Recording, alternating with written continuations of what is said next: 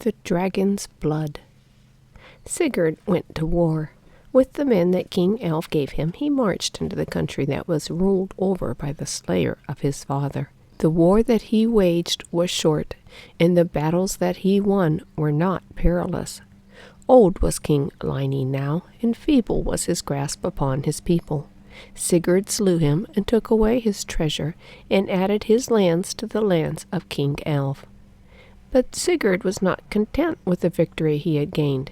He had dreamt of stark battles and of renown that would be heartily won. What was the war he had waged to the wars that Sigmund his father and Volsung his father's father had waged in their days?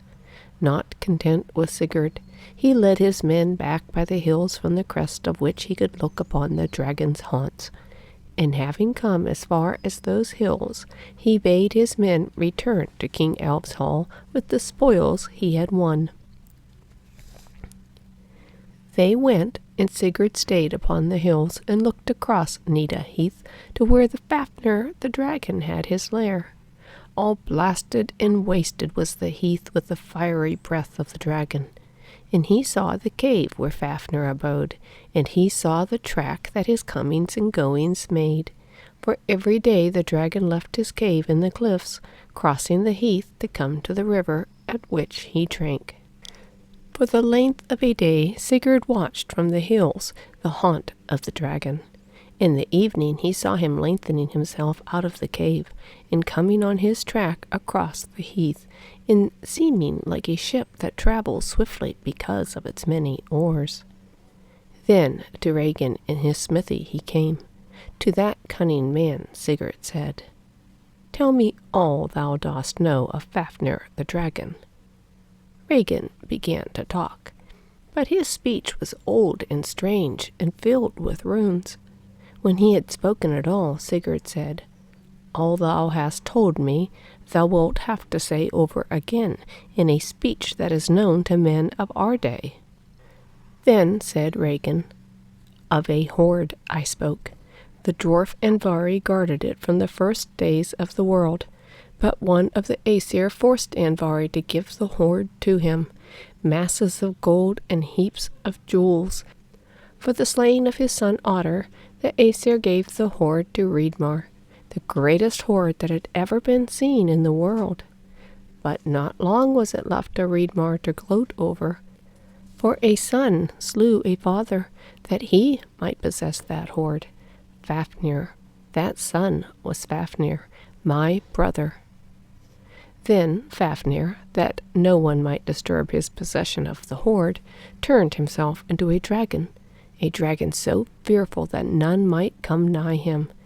And I, Regin, was stricken with covetousness of the hoard. I did not change myself into another being, but by the magic my father knew, I made my life longer than the generations of men, hoping that I would see Fafnir slain, and then have the mighty hoard under my hands. Now, son of the Volsungs, thou dost know all that has to do with Fafnir the dragon, and the great hoard that he guards." "Little do I care about the hoard he guards," Sigurd said. "I only care that he has made the king's good lands into a waste, and that he is an evil thing to men. I would have the renown of slaying Fafnir the dragon." "With Gran, the sword that thou hast, thou couldst slay Fafnir," Regin cried, his body shaken with the passion for the hoard. "Thou couldst slay him with the sword thou hast. Hearken now, and I will tell thee how thou mightest give him the deadly stroke through the coils of his mail. Hearken, for I have thought of it all. The track of the dragon to the river is broad, for he takes ever the one track. Dig a pit in the middle of that track, and when Fafnir comes over it, strike up into his coils of mail with Gram, thy great sword. Gram only may pierce that mail. Then will Fafnir be slain, and the hoard will be left guardless." "What thou sayest is wise, Regin," Sigurd answered. "We will make this pit, and I will strike Fafnir in the way thou sayest." Then Sigurd went, and he rode upon Grani, his proud horse, and he showed himself to King Alv and to Hiordis, his mother. Afterwards he went with Regin to the heath that was the haunt of the dragon, and in the track they dug a pit for the slain of Fafnir. And lest his horse should scream aloud at the coming of the dragon, Sigurd had Grani sent back to a cave in the hills. It was Regin that brought Grani away. "I am fearful, and can do nothing to help thee, son of the Volsungs," he said. "I will go away and await the slaying of Fafnir." He went, and Sigurd lay down in the pit they had made, and practiced thrusting upward with his sword. He lay with his face upward, and with his 2 hands he thrust the mighty sword upward. But as he lay there, he bethought of a dread thing that might happen, namely, that the blood and the venom of the dragon might pour over him as he lay there, and waste him flesh and bone. When he thought of this, Sigurd hastened out of the pit, and he dug other pits nearby, and he made a passage for himself from one pit to the other, that he might escape from the flow of the dragon's envenomed blood. As he lay down again in the pit, he heard the treading of the dragon, and he heard the dragon's strange and mournful cry.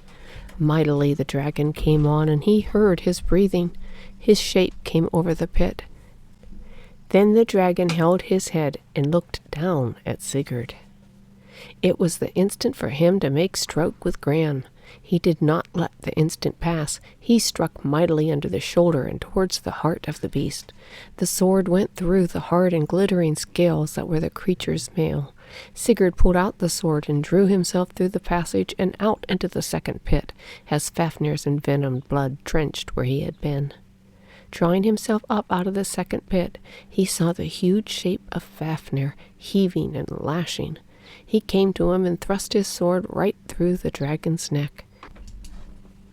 The dragon reared up as though to fling himself down on Sigurd with all his crushing bulk and dread talons, with his fiery breath and his envenomed blood. But Sigurd leaped aside and ran far off. Then did Fafnir scream his death scream.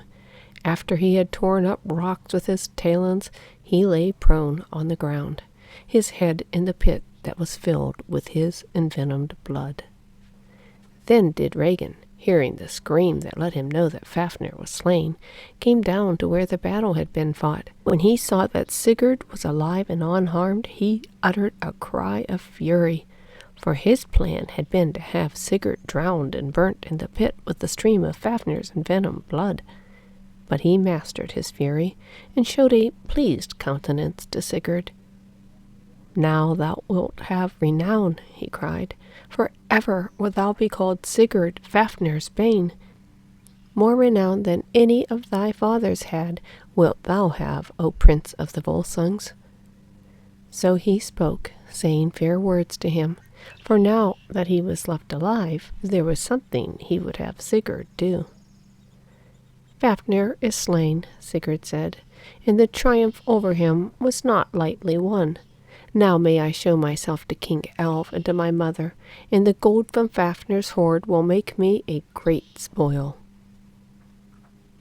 "Wait," said Regin cunningly. "Wait. Thou hast yet to do something for me. With the sword thou hast, cut through the dragon, and take out his heart for me.